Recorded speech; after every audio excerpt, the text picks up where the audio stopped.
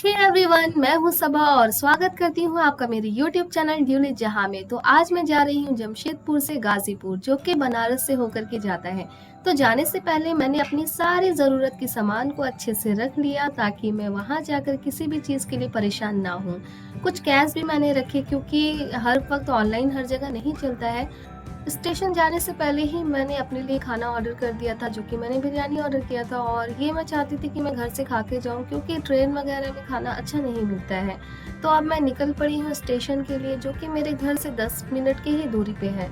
मेरी ट्रेन 7:30 की थी, पर मैं घर से निकल रही हूँ 6:30 में, क्योंकि पहले जाना बहुत ज़रूरी होता है।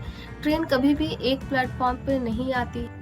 तो भागा-दौड़ी ना हो, इस वजह से मैं 1 घंटे पहले ही घर से निकल गई हूँ। वहाँ जाके वेट करना, ये मुझे सही लगता है, ट्रेन के छूटने से बेहतर है।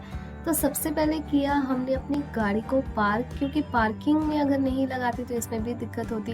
तो हमने पार्किंग टिकट लिया और कहीं इधर-उधर अच्छी जगह देख कर के हमने अपनी गाड़ी को पार्क कर दिया।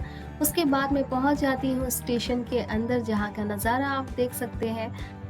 मेरी ट्रेन आने वाली थी प्लेटफ़ॉर्म नंबर 3 पर, जिसके लिए मुझे वहाँ जाना था, और मैं थी प्लेटफ़ॉर्म नंबर 1 पे। तो मैं फटाफट एक्सेलेरेटर से होकर के अपने प्लेटफ़ॉर्म नंबर 3 पे चली जाती हूँ, और वहाँ जाने के बाद मैं करती हूँ यहाँ के नज़ारे को कैप्चर, क्योंकि मुझे ये बहुत अच्छा लग रहा था, क्योंकि अब तक मेरी ट्रेन आई नहीं थी। तो मैंने सोचा चलो यहाँ का नज़ारा मैं आप लोगों को दिखा देती हूँ कि यहाँ कितनी भीड़ है और लोग यहाँ क्या कर रहे हैं। उसके थोड़ी देर के बाद मैं आगे बढ़ कर के वेट करने लगती हूँ अपनी ट्रेन का, जो कि 7:30 बजे आने वाली थी, बट वो नहीं आई। तो काफ़ी देर के इंतज़ार के बाद आखिरकार मेरी ट्रेन आ जाती है, और मैं ट्रेन के अंदर चली जाती हूँ। अंदर जाते हुए मैंने कैप्चर नहीं किया, क्योंकि मेरा जो स्टॉपेज था वो सिर्फ़ और सिर्फ़ 5 मिनट्स का था। तो 5 मिनट्स में मेरा चढ़ना और मेरे लगेज का पहुँचाना बहुत ज़रूरी था, इसलिए मैंने उस चीज़ को कैप्चर नहीं किया। तो मैंने अपनी टिकट करवाई थी सेकंड एसी में, क्योंकि इसमें स्पेस काफ़ी ज़्यादा होता है। एक रो में 4 लोग ही होते हैं, तो आराम से आप कंफर्टेबल होकर के इसमें सफ़र कर सकते हैं। फर्स्ट क्लास एसी में मैंने नहीं करवाया, क्योंकि अकेली लड़की अगर सफ़र करती है तो मेरा ये मानना है कि वो फर्स्ट एसी में ना करे, क्योंकि वहाँ कोई भी नहीं आता है। तो जैसे ही मैं यहाँ पहुँची, मुझे तो सबसे पहले इन्होंने ब्लैंकेट और 2 bedsheet and 1 pillow and 1 towel provide किया, जो कि अच्छा ही होता है, साफ़-सुथरा होता है। ये लोग काफ़ी साफ़-सफ़ाई का ध्यान रखते हैं।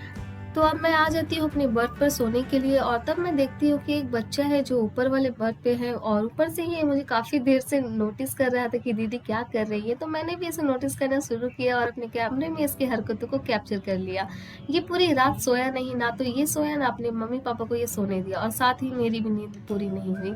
खैर, हो जाती है अब सुबह, और सुबह मैं आ जाती हूँ बनारस स्टेशन पे, जहाँ मेरे पापा और मेरी सिस्टर मुझे लेने आते हैं। मेरे पापा ट्रेन पे चले जाते हैं, बट मैं यहाँ थी, तो मैंने आवाज़ देके उन्हें बुलाया। फिर मेरे पापा ने मेरा लगेज उठाया, और लगेज उठाने के बाद हम निकल जाते हैं बनारस स्टेशन से बाहर। और यार, काफ़ी कड़ी धूप थी, तो मेरी बहन ने लेकर के आया था मेरे लिए सनग्लासेस, और मैंने पहना, और काफ़ी स्टाइल हम लोग मारने लगे यहाँ पास। बाहर निकलते ही हमने देखा कि चलो फ़ोटोज़ तो लिया नहीं है थंबनेल के लिए, तो फिर हमने यहाँ फ़ोटोज़ के लिए किए, और मैं दिखाना चाह रही थी कि देखो हमारा बनारस सिटी कितना खूबसूरत दिखता है। गाइज़, अगर आप बनारस आए हैं और अगर आप बनारस में घूमे हैं, तो मुझे प्लीज़ कमेंट करके बताइए कि आपको बनारस शहर कैसा लगता है।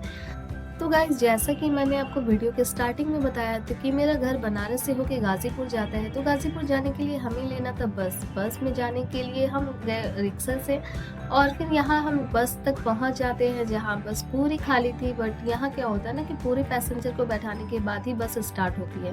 तो जब तक हम यहाँ बैठ गए, और बैठने के बाद जब बस में सारे लोग आ चुके थे, तो बस स्टार्ट हो गया। और यहाँ से 2-3 घंटे लगते हैं गाज़ीपुर जाने के लिए, तो बीच-बीच में बस रुकती भी है कुछ खाने-पीने के लिए, अगर किसी का मन हो तो।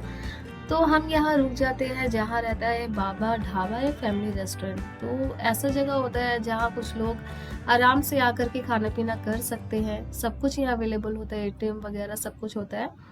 तो हमें भी भूख लगी थी, मैं काफ़ी देर से सफ़र कर रही थी, रात से ही मैं घर से निकली हुई थी। तो अब मैं यहाँ आ जाती हूँ अपने पापा के साथ खाने के लिए। तो यहाँ हमने छोले-भटूरे खाए, और छोले-भटूरे खाने के बाद पापा ऑलरेडी यहाँ से ले रहे थे, ऑर्डर कर रहे थे। देन खाना-पीना करने के बाद मैं यहाँ से निकल जाती हूँ, स्लाइस का एक बॉटल अपने हाथ में लेकर। मेरे पापा भी यहाँ खड़े हुए थे और वो काफ़ी पसीने से भीग गए थे क्योंकि बहुत ज़्यादा धूप थी। पर मेरी बहन जो थी वो मेरा ब्लॉगिंग कर रही थी और साथ में अब हम पहुँच जाते हैं यहाँ गाज़ीपुर बस स्टेशन पे। वहाँ से भी उतरने के बाद गाइज़ हमें करना पड़ता है टोटो, क्योंकि हमारा घर यहाँ से भी 10-15 मिनट की दूरी पे था। इतने लंबा सफ़र करना मतलब बहुत ज़्यादा भारी पड़ जाता है गर्मी के दिनों पे। खैर फिर अब हम टोटो करके पहुँच जाते हैं अपनी गलियों के पास से, और जैसे ही हम यहाँ पहुँचते मेरा एक्साइटमेंट बढ़ जाता है कि घर जाना है, सब लोगों से मिलना है। फिर उसके बाद बहुत सारी ऐसी चीज़ें जो हमें करनी होती है फैमिलीज़ के साथ मिल कर के, घूमना-फिरना वगैरह।